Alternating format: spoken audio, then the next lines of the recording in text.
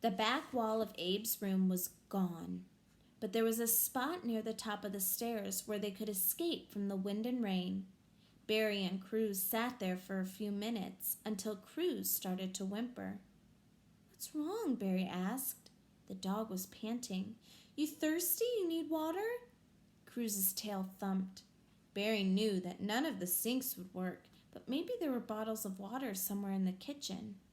Barry and Cruz made their way down the slanting staircase. "You stay here," Barry said to Cruz, pointing to the bottom of the stairs. He didn't want Cruz wading through the dirty water. But Cruz wouldn't stay. He seemed to be glued to Barry's leg. They waded into the small kitchen. Dishes were floating around their feet, along with boxes and cans of food, but nothing to drink. Barry yanked open the fridge, and a thrill went through him when he saw 2 6-packs of Coke, some cheese, hot dogs, bread, and a large bottle of water. "We're in luck," he said to Cruz. He looked around for something to carry the food in. He saw a plastic bag floating in the corner and bent down to reach for it. But before he could grab it, Cruz let out a ferocious bark and rammed his body against Barry, almost knocking him down. A long, dark shape shot out from under the bag and disappeared into the murky water. A snake. Barry stood still, frozen in fear. Was that a water moccasin?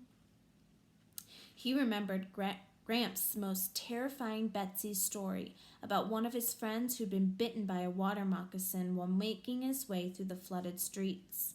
The water was filled with poisonous snakes, Gramps had said.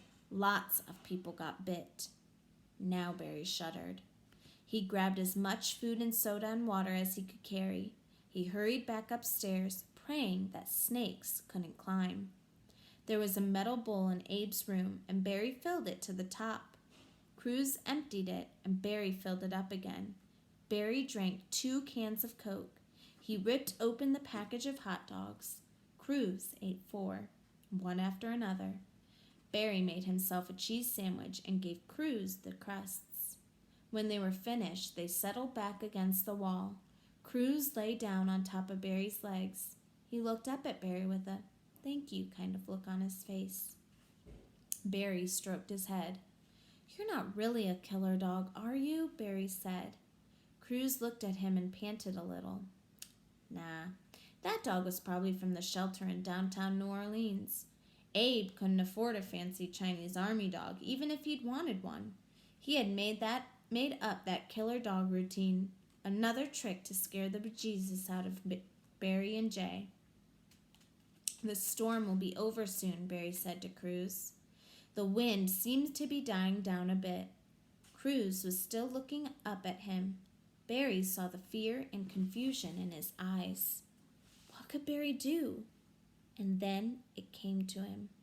"I found my thrill," Barry sang quietly, "on Blueberry Hill." Cruz licked Barry's chin. He liked it. So Barry kept singing.